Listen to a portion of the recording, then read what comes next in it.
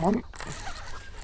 Oh gosh. What's happening, fishing friends? Welcome to another episode. Tonight we're talking about some Squarebill Crankbaits. I've had some folks asking about a lure painting video, and I've done a few different patterns, just trying new stuff. I actually even did a little white crappie pattern the other day. White crappie, you can tell them from a black crappie because they have like lines of dots instead of dots all over. So playing around with one like that. This was one that I did last year, kind of like a winter crappie. So a lot more dull, faded colors, more of like a purple up top. And the crappie look different depending on where you're at. So people have asked for a lure painting video, so I'm going to show you that one right now in under a minute.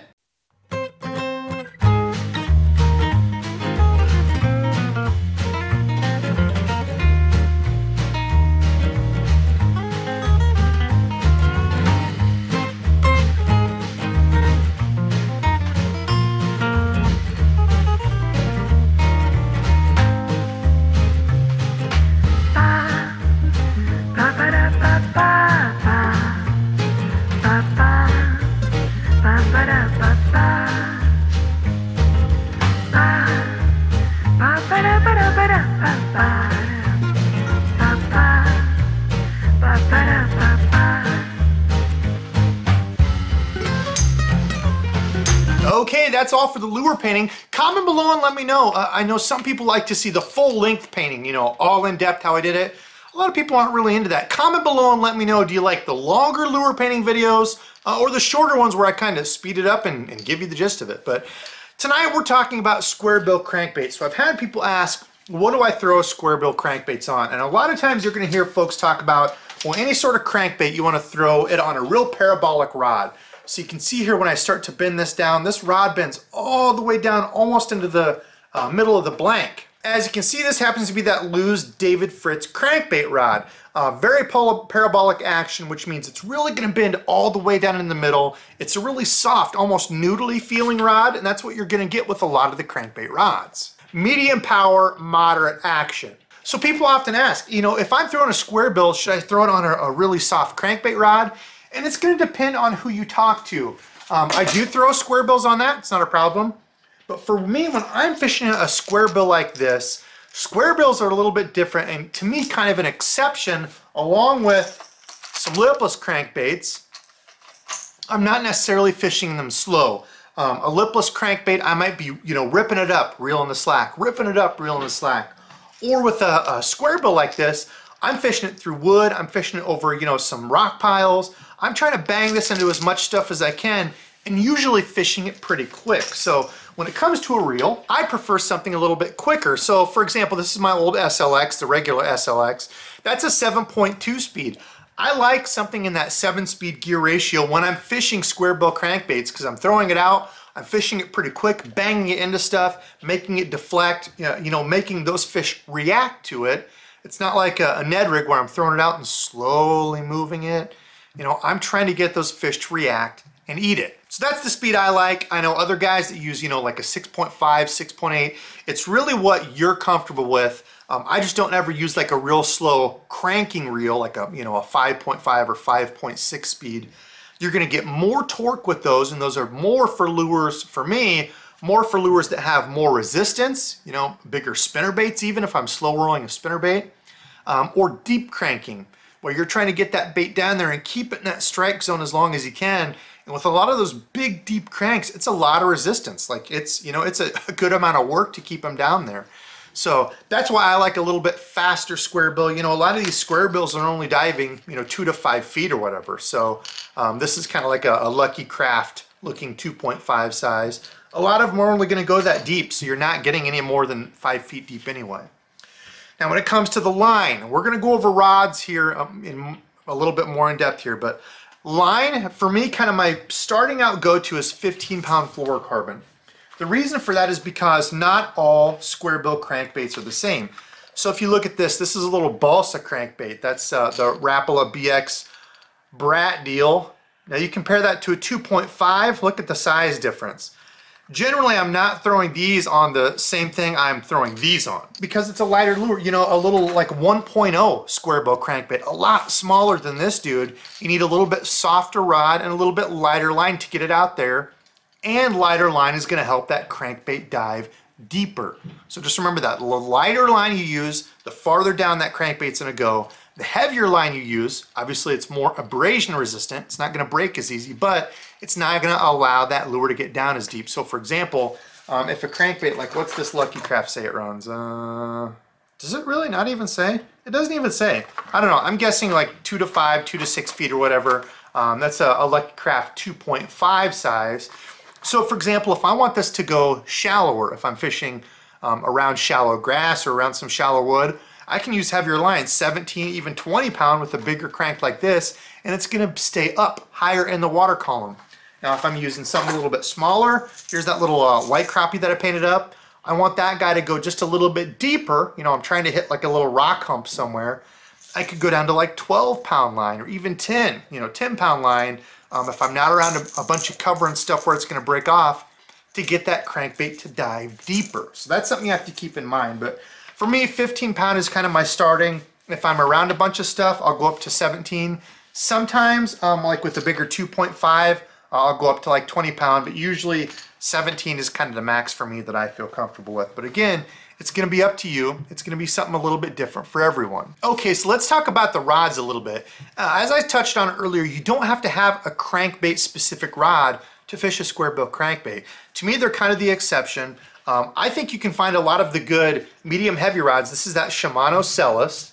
It's a medium heavy rated for lures up to 1 ounce. However, it's a little bit softer rod. And that's the kind of tough part with rods, is there's no industry standard. So just because it says a medium heavy rated for lures up to 1 ounce, this can have a whole different bend, and the tip on this, it's actually kind of soft. And you'll find that in generally rods are a little bit cheaper, not always, but a lot of the little less expensive rods, you can see that bends down a good amount. You know, it's not just the tiny tip of it. I'm stuck on something back here.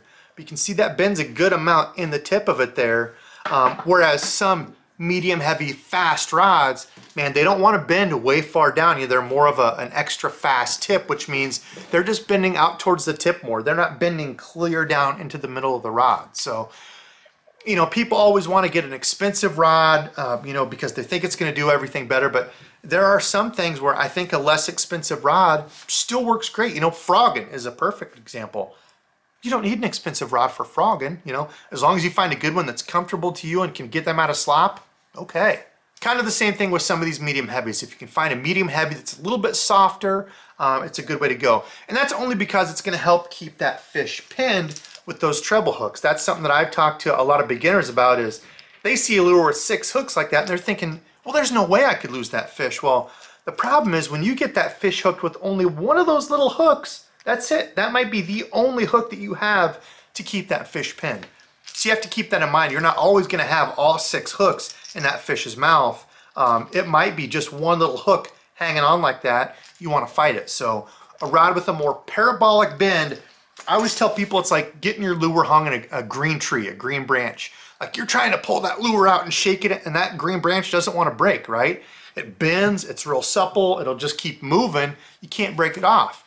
You throw your line in an old dead tree, you know, an old crusty hard looking tree, you can pull that and just break that limb out no problem. So that's kind of what you're looking to do when you're setting up a crankbait stick, you know, like a Squarebill stick like this. Something that's going to have some bend in it, because you're using that fluorocarbon. Fluorocarbon does have stretch, but not as much as like a mono. So, you know, if you're somebody that's using a real stretchy mono line, you could probably even get away with a little bit stiffer rod. That's up to the person. I know there's all kinds of stuff around that. There's even a lot of the crankbait guys, when they're doing super long casts and deep cranking, they're even going braid to a leader. You know, you've got less stretch. If you have a monofilament line and you make a big, huge, long cast and you hook a fish on it, you just barely set into it, there's a good chance you're not hooking that fish, because long casts like that with a lot of stretch, you're just not going to get that hook penetration. Even though they're small hooks, you're just not going to get that good solid hook penetration to keep that fish pinned. Now, if you decide to go with a dedicated crankbait stick, this is a Daiwa Tatula. This is a 7-foot crank and stick. What do they say this one's for? Shallow cranking and topwater. So this crankbait stick is not going to be real bendy and spongy. It's more like a moderate fast.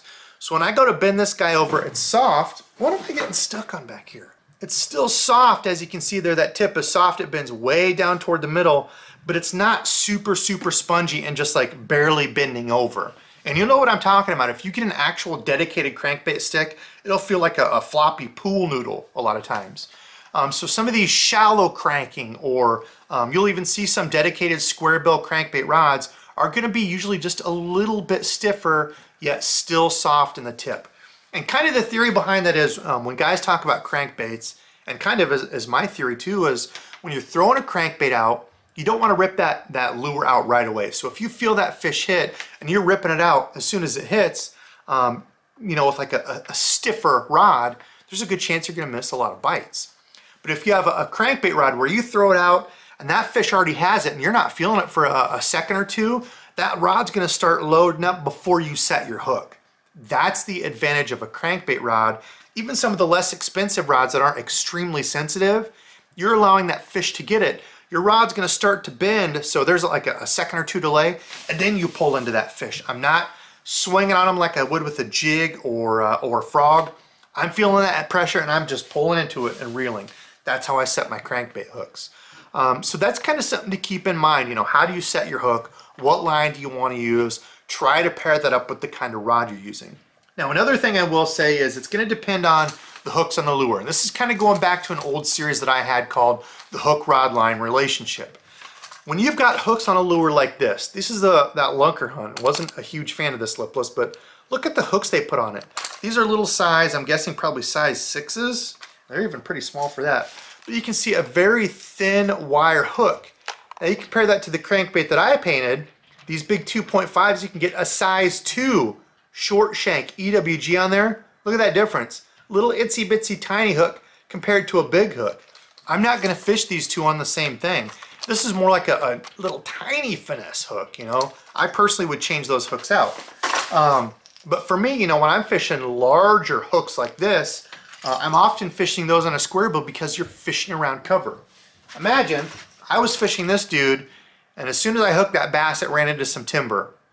I have one of these itsy bitsy tiny hooks in that bass's mouth. What do you think the chances are that bass is either going to throw it or just bend that hook out? Pretty darn good.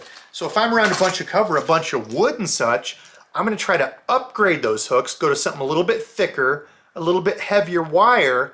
That way if that bass gets in there, I've got time to, you know, keep that tension on him and pull him, try to get him worked out of there before he's just going to throw some little tiny hook or bend out those hooks.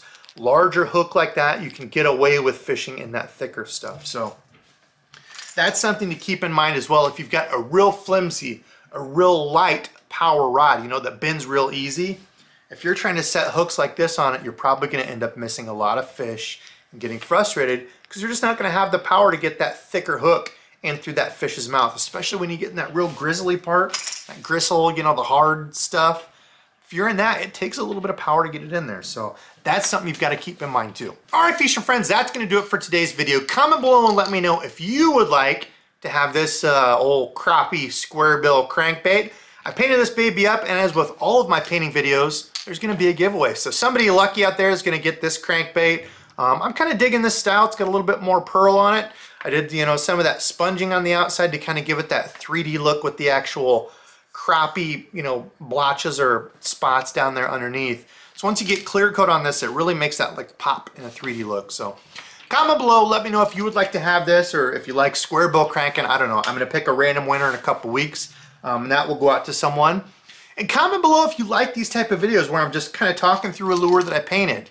You know, would you rather see more of these, or do you want to see the more in-depth painting stuff? I know I've got a lot of beginner guys that have asked me questions.